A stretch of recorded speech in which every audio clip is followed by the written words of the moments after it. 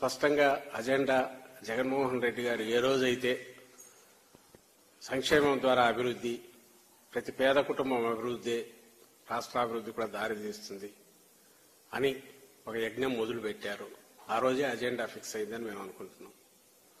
ఆ రోజు నుంచి ఈ రోజు వరకు జరిగినదంతా కూడా దాని కొనసాగింపు.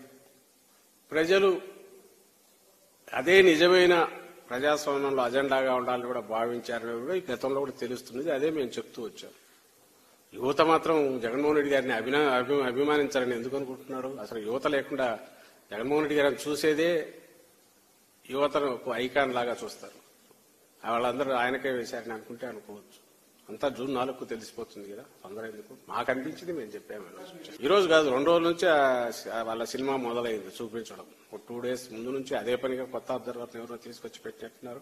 ఎక్కడికెక్కడ బదిలీలు మీరు చూసినారు. ఎన్నికల పోలింగ్ ఒక రోజు ముందు అంత అడ్డగోలు బదిలీలు కానీ 1 రోజు 2 రోజుల ముందు జరగవు. వాళ్ళ తెలుగుదేశం వాళ్ళు తనులు తిన్నారు కొన్ని చోట్ల, వైసీపీ వాళ్ళు తలకాయలు పగిలాయి. వైసీపీ వాళ్ళు ఫోన్లు చేసి, అయ్యా మా ఊర్లో కొడుతున్నారు, మా పోలింగ్ బూత్ను ఆక్రమించుకున్నారు, దౌర్జన్యం చేస్తున్నారు, పోలీసులు పంపండి అంటే, ఒక ప్రజాప్రతినిధిగా ఉన్నా నేను, ఒక మంత్రిగా ఇంకా ఉన్నా నేను, ఒక క్యాండిడేట్గా ఉన్నా నేను, పోలీసులకు ఫోన్ చేస్తే గంటల తరబడి పోలీసులు రీచ్ కానటువంటి పరిస్థితి. మ్యాన్ పవర్ లేదా? ఎందుకు రీచ్ కాలేదు? తలకాయలు పగిలిపోయి వాళ్ళు కొట్టుకొని అలిసిపోయిన తర్వాత పోలీసు వారు వెళ్ళారు సినిమాల్లో వెళ్ళినట్టుగా.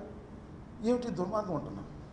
ఆఫ్టర్ ఫెయిల్ ఆఫ్ పోలీస్, నేను రాష్ట్రంలో ఫెయిల్ అయ్యారు, మరి ముఖ్యంగా పలనాడు ప్రాంతంలో ఆఫ్టర్ ఫెయిల్యూర్ పోలీసు యంత్రాంగం అంతా కూడా లా అండ్ ఆర్డర్ కాపాడటంలో పూర్తిగా విఫలమయ్యారు. ఇది నిస్సందేహం.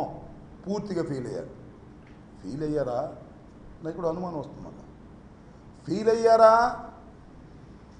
లేక తెలుగుదేశంతో కొల్లుడయ్యారా? ఏమిటి నాకు అర్థం కాదు.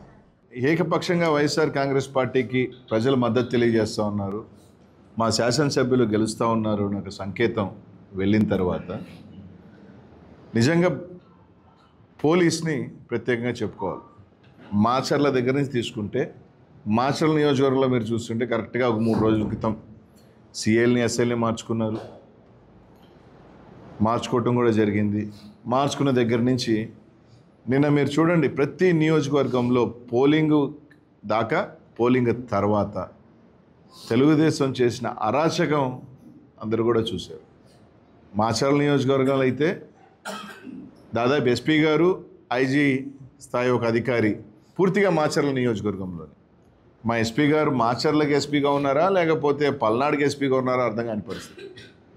దాదాపు నిన్న 10 గంటల నుంచి పలానా ప్రాంతంలో సమస్య ఉందని ఫోన్ చేస్తామంటే ఎస్పీ గారు ఫోన్ ఎత్తరు. డిఎస్పీ గారు అయితే కంప్లీట్ పొద్దున్న 8 గంటల నుంచి ఫోన్లు ఎత్తే పనే లేదు. కలెక్టర్ గారు అప్పుడప్పుడు ఫోన్లు ఎత్తడం, అరాగురా స్పందించడం జరిగింది. ఈరోజు బాగా మీరు గమనిస్తే ఏదైతే తెలుగుదేశం పార్టీ గట్టిగా ఉన్న ప్రాంతాలలో అంతా అసలు పోలీసే లేదు. 3000 ఓట్లు ఉన్న దగ్గర ఒక్క police, single men. YSR Congress party గట్టిగా ఉన్న దగ్గరలా తీసుకుంటే ఒక బెటాలియన్. ఓట్లు వేయనీయకుండా తెలుగుదేశం పార్టీ వాళ్ళు రచ్చ చేస్తూ ఉంటే చెదరగొట్టే ప్రయత్నం. అక్కడ మాత్రం యథేచ్ఛగా మీరు ఓట్లు వేసుకోండి, ఫోన్ చేసి చెప్తే సార్ పంపిస్తాం సార్, మెన్ లేదు.